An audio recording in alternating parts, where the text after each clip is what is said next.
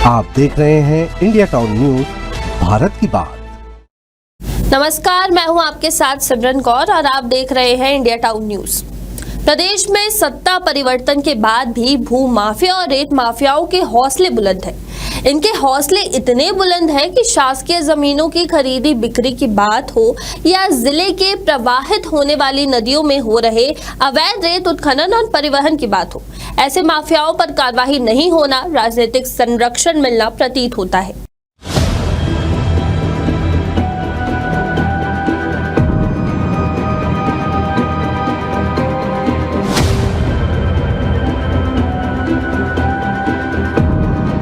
रायगढ़ जिले में ग्राम रानीमुंडा में लंबे समय से अवैध रेत खनन जारी है।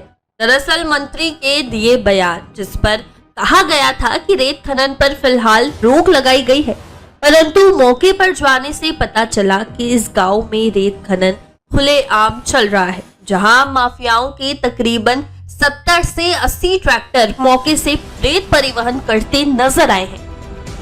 और ये किसका गाड़ी किसकी है?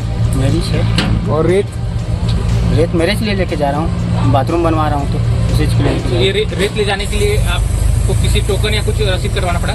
नहीं। यहाँ पैसा कितना ले रहे हैं यहाँ से आप?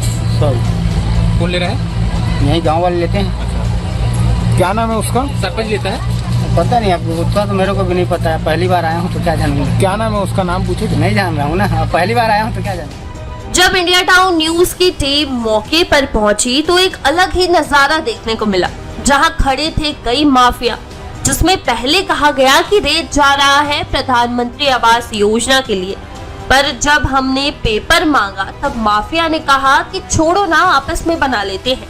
जब सरपंच एक लड़की को बैठाकर हमसे एक ट्रिप का 100 रुपए लेता है तो आप भी कुछ खर्चा ले लीजिए, जिसका वीडियो भी मीडिया कर्मी के द्वारा बनाया गया। पंचायत की जो भी प्रूफ नीदर है जी। सरपंच ले रहा है बोली तो? सरपंच नहीं, अब एक आदमी बैठा रहता है। सरपंच सरपंच के आदमी, तभी तो सरपंच जब लागू नहीं करेगा। वहीं इस पूरे मामले को लेकर जब सरपंच से पूछा गया तो उन्होंने सारे आरोपों को खारिज करते हुए कहा कि रेत उत्खनन मामले को लेकर गांव के निवासी कलेक्टर को इस मामले से संबंधित ज्ञापन सौंपने गए हैं, जिसको लेकर हमने जब ज्ञापन देने का वक्त पूछा और कहां पर दिया गया जैसे सवाल पूछे तो सरपंच के पसीने छूटने लगे। जिसके बाद हमने यह भी पूछा कि कौन कौन गया था, तब सरपंच ने टाल मटोल करके जवाब देना शुरू कर दिया। यहाँ पर रेत खनन हो रहा है, यहाँ पर आरोप लग रहे हैं कि सरपंच जो है 100 रुपए लेके ट्रैक्टर को पार करवा रहे हैं। मेरे जानकारी में नहीं है ना, मैंने निकलवा रहा हूँ।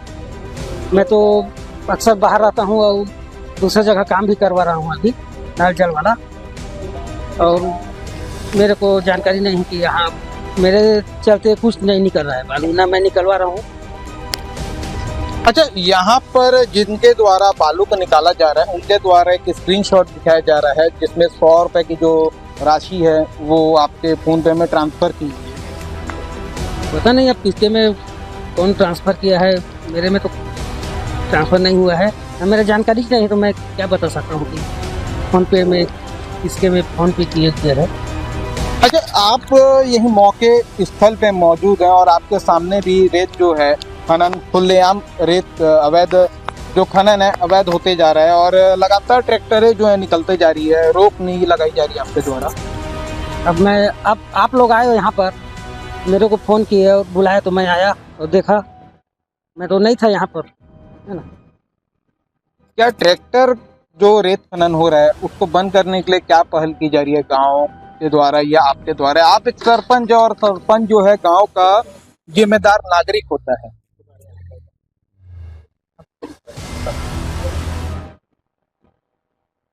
आज गए तो थे रायगढ़, माने बालू हमारे यहाँ खदान पास नहीं होना चाहिए, यहाँ रोड भी ठीक नहीं है और यहाँ छोटा सा गली है नहाने जाने आने के लिए, लेडीज़ लोग बच्चे लोग आते जाते हैं, इसीलिए गए भी थे रायगढ़ आज, माने बालू यहाँ खदान पास ना होकर। अच्छा, जो आप बता रहे हैं कलेक्टर को आपने ज्ञापन सौंपा है, ज्ञापन सौंपा है ना आपने? हाँ। उसकी तस्वीर आप दिखा सकते हैं? अब मेरे पास नहीं है अभी वो, गांव वाले गए थे, 7-8 जने थे, उनके पास हो सकता है। तो उनसे आप व्हाट्सएप मंगवा के दिखा देते हमें भी संतुष्टि हो जाती कि आपके द्वारा गांव वासियों के द्वारा कलेक्ट्रेट को इस मामले को लेके ज्ञापन सौंपा गया। एक ये पुष्टि भी हो सकती है, कहा जा सकता है पुष्टि आपके द्वारा कि आपने दिया है, इसको हम कैसे पुष्टि करेंगे? जानकारी तो अभी नहीं है, लेकिन गए थे। अब बाद में पता करके भेज सकता हूँ, बता सकता हूँ। बहुत ही तकरीबन कितने बजे आप गए थे? 11 बजे गए थे, 11 बजे निकले थे गांव से। कितने बजे वहाँ पहुँचे? 1 बजे पहुँच गए हम। क्योंकि कलेक्टर साहब का बैठक भी था, सभा कक्ष चल रहा था। छत्तीसगढ़ के उप मुख्यमंत्री अरुण साव भी उनके साथ बैठक चल रही थी, समीक्षा बैठक। अब उतना तो पता नहीं है, लेकिन गए थे और मिले हैं करके तो बोल रहे थे, उतना सुनाई आ रहा था। आपने बताया कि आपने ज्ञापन दिया गांव वासियों के साथ। अभी आपका कहना है कि मुझे पता नहीं है और देखना पड़ेगा, जानकारी निकालनी पड़ेगी। ये सवाल जो है थोड़े उलझे हुए हैं। नहीं, मेरे जानकारी में तो नहीं है, ना मैं निकलवा रहा हूँ बालू खनन, ना मेरे को इसमें 1 रुपए का लेन देन नहीं है। और इसीलिए रायगढ़ गए थे, उतना पता है। और मेरे को बढ़िया लगा कि गए थे, हमारे यहाँ खदान ना हो करके। अच्छा, आप उनको जो गए थे, आपको तो पता है, आप जैसे बता रहे हैं कि 8-10 लोग गए थे, तो आपको तो बता के गए होंगे ना? अब कौन कौन गए थे उतना पता नहीं है। तो आपकी मतलब आपके गांव के लोग गए वहां पर, ज्ञापन दिया, आपको जानकारी नहीं है? अब पता चल जाएगा शाम रात तक। फिलहाल आपके पास जानकारी नहीं है इस मामले की? अभी नहीं है। कौन गया है, कैसा गया है और कितने बजे गया है और क्यों गया है, इसकी मेरे को जानकारी तो है, पहले बताया गया। अब बताया जा रहा है कि मुझे किसी प्रकार की जानकारी नहीं है। कौन गया है, कैसे गया है, कितने बजे गया है, किनसे मुलाकात की है, उनके पास भी अभी सटीक जवाब जो है नहीं मिल पाया है। आगे के लिए देखते हैं इस अवैध रेत खनन में क्या कार्रवाई है। जब हमारे संवाददाता ने खनिज अधिकारी से बात करनी चाही, तब अधिकारी ने साफ साफ इनकार कर दिया कि मैं इस मामले में बाइट नहीं दूंगा।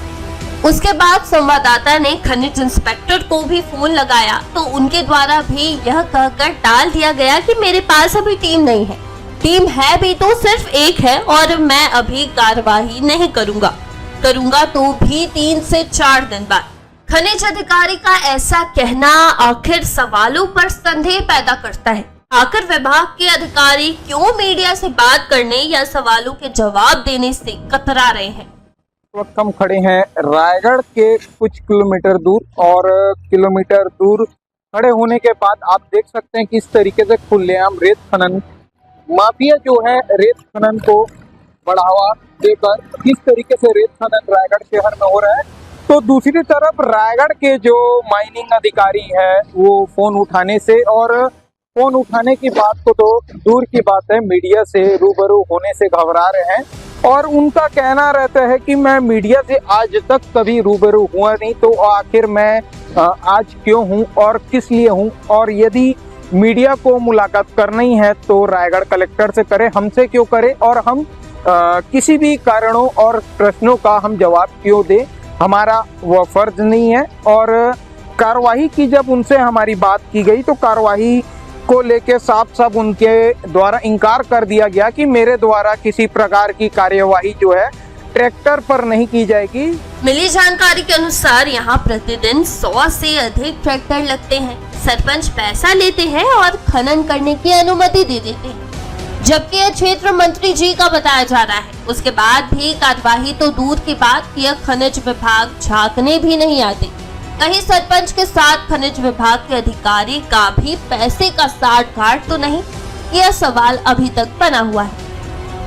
Bureau report, India town news. ये जो क्षेत्र है ये मंत्री जी का क्षेत्र है, और मंत्री जी ने खुद बयान दिया था कि रेत जो अवैध खनन हो रही है उस पर रोक लगाया जाएगा और ऐसे करने वाले लोगों पर कार्रवाई विधिवत की जाएगी।